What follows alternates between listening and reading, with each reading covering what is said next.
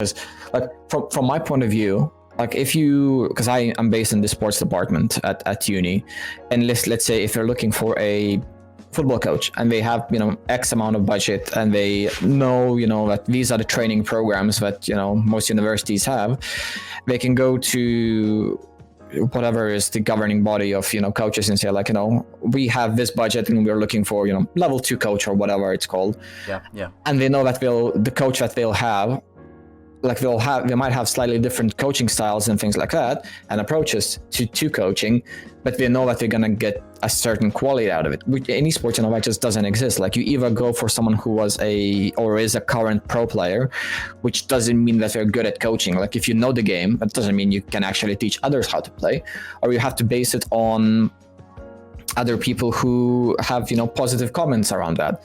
And like what we want to do in Roehampton, like we want to follow the traditional sports, like our sports department, and make sure that all of our coaches get paid, or like at least majority of our coaches aren't just volunteers, because like once you have a paid coach, you can ask for them and you can hold them accountable. Yeah, exactly, and it sets the quality.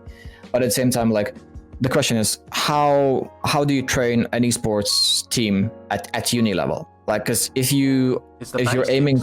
It's really the basics. And that's the thing.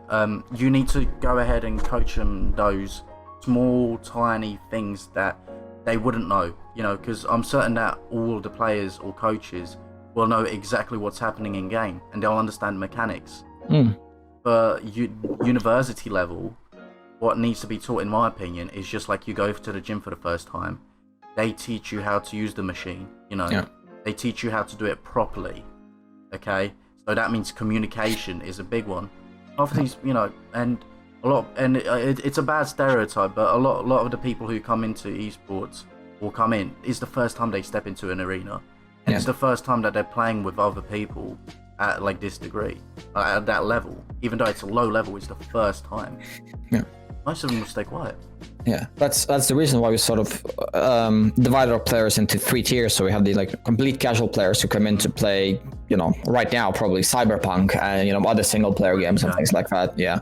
Then we have students who come in and do casual competitive. So these are the sort of students who compete in the new NNSC, who want to experience the competitive esports, but don't want to spend hours and hours training and practicing strats and things like that. And then we have the select few who essentially try-hard students, those who want to go into semi-pro level and start making money out of esports. But it's hard to find a coach and get them to coach a team where you have a mix of those players. Like some of them will want to get as good as possible, but other ones just want to just compete and learn and get better at the game, and that's it. So I mean, a good example would be Alex, wouldn't he? Redhead Flex, who I believe he was like I don't know what rank he was, but he was an incredibly low rank, and then he had a couple of months of training and he ended up in the UKEL, right?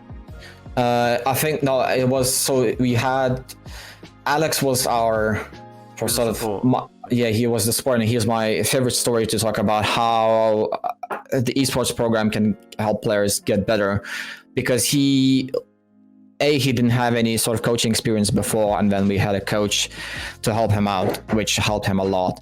And I think he went from diamond to masters, couple hundred LP very quickly within a couple of months. And with the combination of coaching plus actually being able to go into the esports arena and actually having good equipment to play on, because like at home he would play on a very old laptop. Yeah, exactly. Which was horrible for competitive games.